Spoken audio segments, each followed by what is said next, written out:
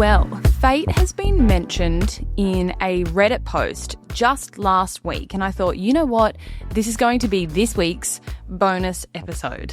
I don't normally give or pay attention to things like this, but it's about other businesses too, and my name, or Fayt's name, was dropped in this Reddit post. So I thought, let's read it out, and I want to give you my thoughts on it. I've already made a couple of jokes in a couple of reels and stories of mine over the weekend, because this post, I don't know what day this post was. I got a screenshot of it here that someone sent to me, and this happened last week, and I was like, oh, this is so ironic that we got mentioned in this type of way, because then on the weekend we had like a community event that we were hosting that we had planned through our Facebook group, which is what people were talking about in this Reddit thread. So let's read it out. It starts with Lullaby Club drama. And I believe I just have a screenshot of it, but I think this is from like the TikTok snark page on Reddit. That place is it's another place, that group. This is about the Lullaby Club, which, by the way, if you don't know, it's another Australian women's fashion brand owned by some of the loveliest girls I've ever met. I know the Lullaby Club girls personally, and they're just absolute legends. So I think they've had a couple of people making TikToks about them or something, and then I think this is following on from that. So the post says, following on from the influencer who did a video yesterday about the Lullaby Club fan group on Facebook. First of all, fucking hell, why are people calling it a fan group? It's a Facebook community group. And everybody posting their $1,000 plus hauls of their new release yesterday. I feel like this has raised a lot of questions for people about brand communities on Facebook and about the little cult following that so many of them have. The Lullaby Club, Fayt, and LSKD, to name the worst. So Fayt's got named amongst the worst of having a little cult following. And for those of you that don't know, I'm sure everyone knows LSKD, but they do like streetwear and activewear. I've always been able to see straight through these communities. It is really just another marketing tactic, and I will never understand how people genuinely believe that the brands care about them. Fuck, I've got a lot to say. First of all, I know it might be hard to believe, but some of us genuinely care about people. Like, it's not that difficult of a thing to do. But anyway, the post continues. They solely create these communities to make their fans have loyalty towards them and spend more money. And it works. If anyone ever has anything even slightly negative to say about their brand, they have hundreds of people who come to their defense as if that brand would help them if they were stuck in life. Then, this morning, I saw the following post on the Lullaby Club group, which I thought was hilarious. It was a post by a lady with a screenshot of an automated thank you for your order email, saying that they are so grateful for her order. Then the customer has said she is so grateful to support a brand that puts so much warmth and heart into everything they do and care so much about their customer. Yeah, no, that's an automated email, love. I mean, yeah, it is so warming to receive an automated thank you email for your order. Since the TikTok video yesterday, so many people are posting in their groups saying how the community has changed their life and how the brand has changed their life, and it's just ridiculous, really. So, where do I even bloody begin?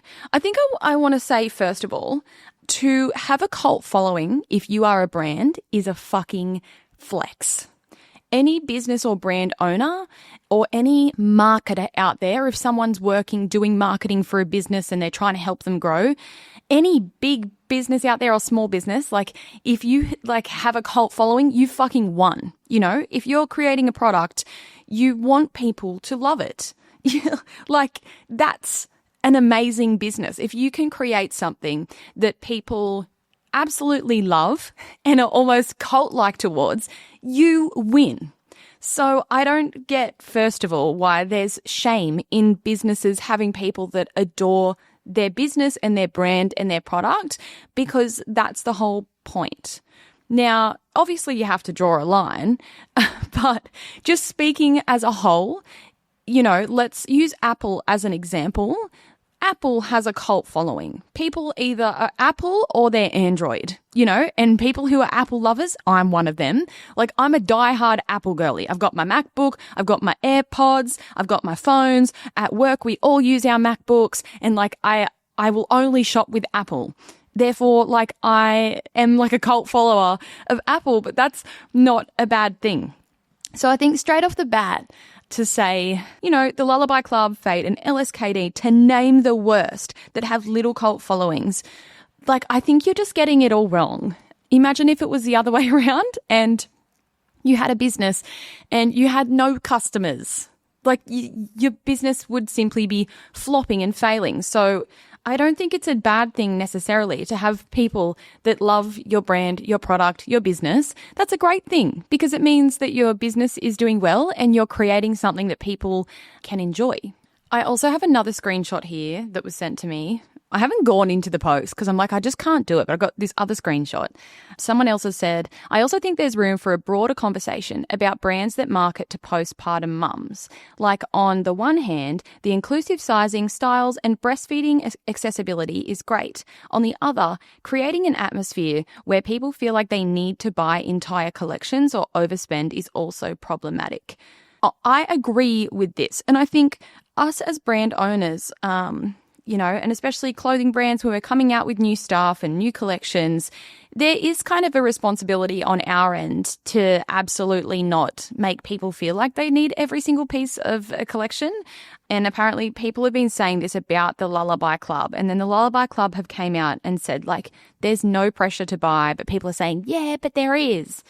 If anyone ever does like a massive Fayt haul, I almost dropped dead and I'm like, oh my God, I can't believe it. And people have posted in our Fayt Society Facebook group over the last year or so that we've had the group, and if they've done a massive shop or like bought a whole new wardrobe, someone will post in there really excited, and then I'll be like, oh my God. And then like I've made a couple of videos about it, and I wonder, like, do people see that as me, you know, encouraging people that they also need to spend over $1,000 on our website? From our end, I can't speak from other brands' perspectives, but at Fayt, there's really no pressure for anyone to buy anything. We come out with our new collections, and they are for anyone who might be interested in them. And I know there's been a bit of conversation online about the Lullaby Club in particular, and people saying that they feel as if though there is this overarching theme that everyone needs to buy every single piece from every single collection, which just makes no sense to me either. Like, I know that's not what they're pushing, but like the Lullaby Club especially, they come out with collections and everything kind of matches. Like, they will make a lot of different pieces in like one print. So I don't see the point in them doing that and then pushing everyone to buy everything when it's all the same print but lots of different shapes, if you know what I mean. But I do think that brands do hold a responsibility on this topic in particular. And I just think it all comes down to your marketing, and there's a fine line between, you know, promoting your new collection but not making people feel like they need to buy all of it, because I think we do have to be responsible when it comes to consumers' spending habits, and it partly falls on us as businesses. But I also do think that also comes down to consumers being mindful when shopping. One thing that we never participate in is Afterpay Day. Sorry, Afterpay. I've spoken about this on my stories a couple of times over the years. And we have Afterpay on our website. I'm just going on a massive tangent here. We have Afterpay on our website as like a payment method, but we never heavily promote it. And we don't participate in Afterpay Day because I think that is like a really grey area for business owners to step into, because essentially you're promoting Afterpay, which is essentially people buying stuff that they can't necessarily afford. And then they do this big Afterpay Day thing, which I find so weird. And all Afterpay Day is like a day that I think they do it multiple times a year, where all these thousands of businesses in Australia promote Afterpay for free. Like, you don't get anything from Afterpay for doing that, or you might get like a little mention on their website or whatever.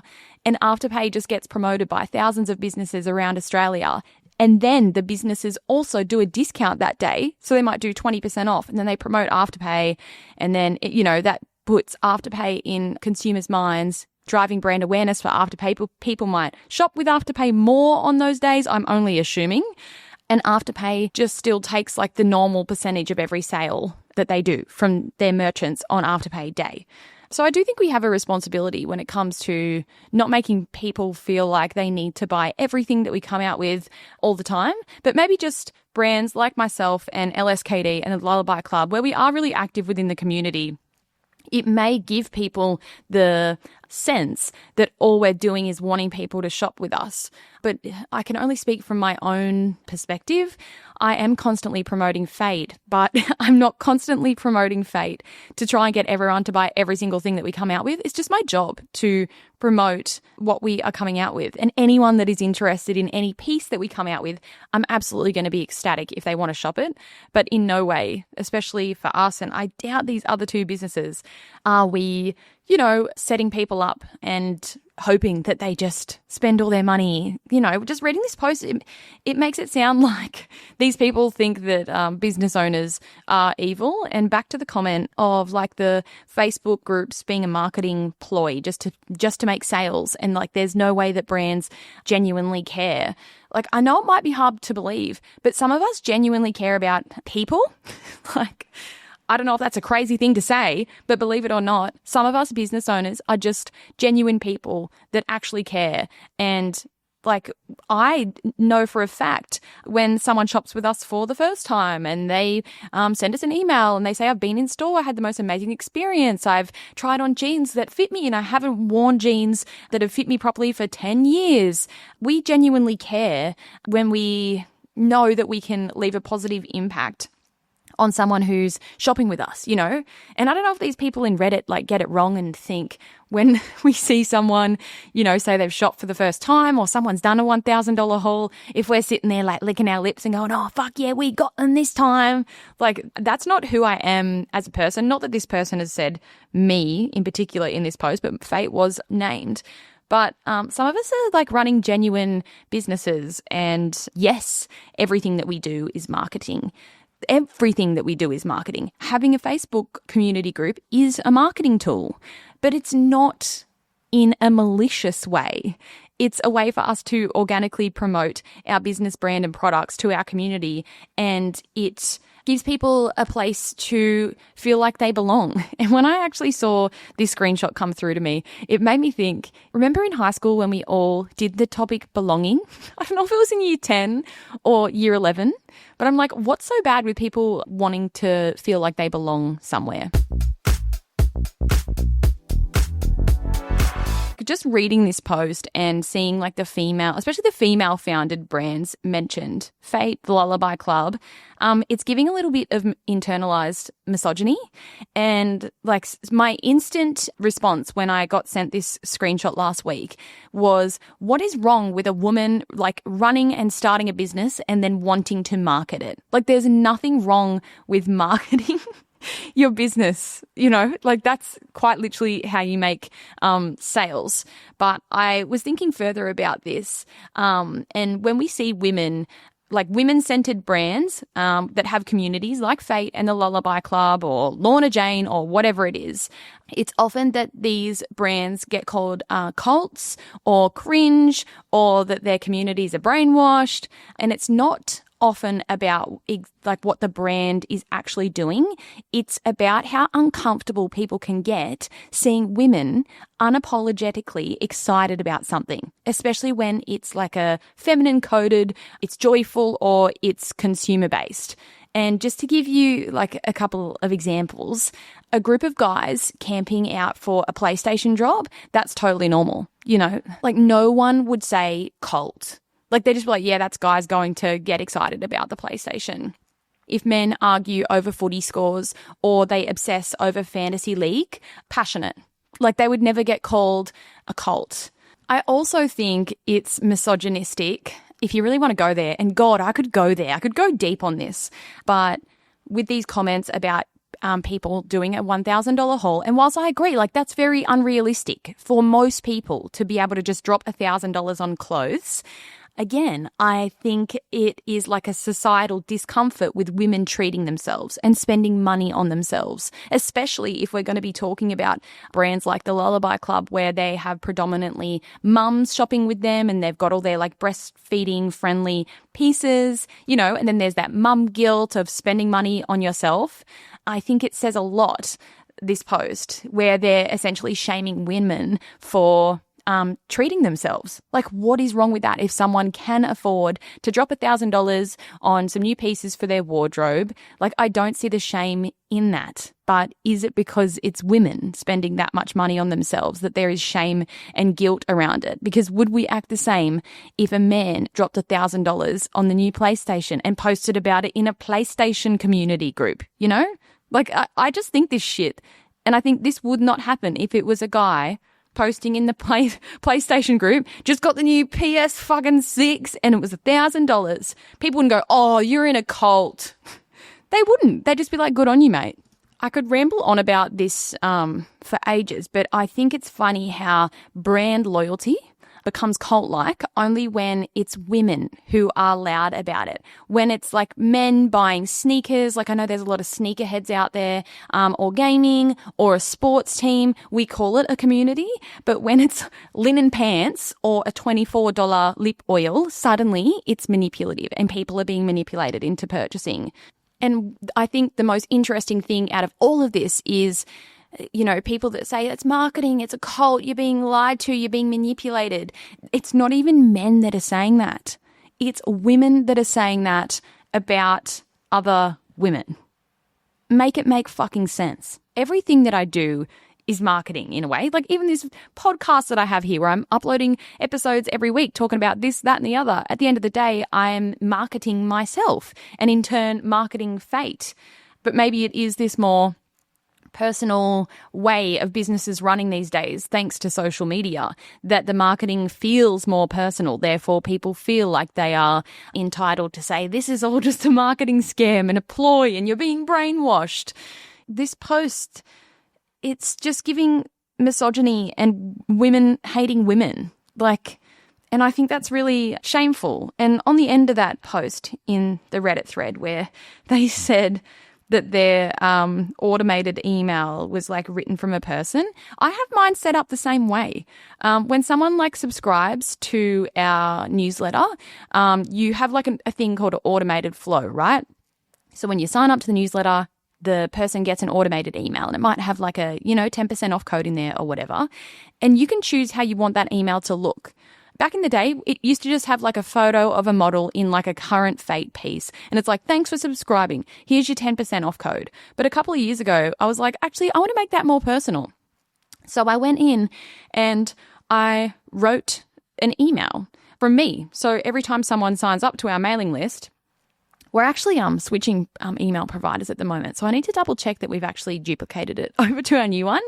But generally, someone will get an email that looks like it's written from me because it is. But then this person was getting mad saying that it's automated. Like, of course, we can't be emailing every single person individually. But I think it's nice, because every time I sign up to a mailing list on a website and you get an automated email, it's just like a campaign photo of a model and it's like, thanks for subscribing. I'm like, meh. But then if it's like from the owner and it's a little bit about the business and about the brand and it's saying like, thank you so much, like, I think that's a nice personal touch. It's not like a marketing tactic to scam people, but I think that's where the person that made this post is going with it. It might be hard to believe, but some of us out there are actually genuine with the way that we do things. And yes, everything and a lot of what we do is marketing because that's the whole point of owning a business. If you own a business and you make products and you want people to buy them, you're going to do marketing. Even fucking Coles and Woolies do marketing. But of course, it's the smaller women-owned for women fashion brands that are the ones that are getting dragged in these Reddit threads. Where's this same hate for massive conglomerates? Where's the hate for massive companies that literally don't give a fuck about you other than making money from you? Because of course there's businesses out there that are like that. I can't speak on behalf of other businesses, but I can guarantee you there would be people out there that own businesses where they don't actually give a shit about anyone and all they want to do is make every single dollar that they can, and they want to market to everyone and suck them in and scam them. Like, where's the hate for those kinds of businesses and brands? Or just the massive giant companies that like don't do any community marketing. Yes, everything that businesses do is marketing. Having a community group is a marketing tool because we can talk about our business, our brand, our products in there. But it's so much more than that. It gives people a place to belong. And you might be like, yeah, that's fucking cringe or whatever. But fucking, why are you saying that? Like, take a look. Like, do you say the same about men that follow footy or buy PlayStations? Or are you just hating on women because of internalized misogyny? Just fucking have a think about it. Yes, brands do play a part in consumer shopping behaviors. And I do think we have a responsibility to not make people feel like they need to buy something from every collection. And that all comes down to our wording and, you know, not saying to people, make sure you buy this or fucking you're going to have a shit life. I don't know. We don't market that way at Fayt. What we come out with in our collections and our drops, it's just like anyone that is interested in any part or any piece. I'm stoked if someone wants to buy, but there's no pressure whatsoever or like scarcity marketing to feel like you must shop this or else. So I don't really know what this fucking person was getting at.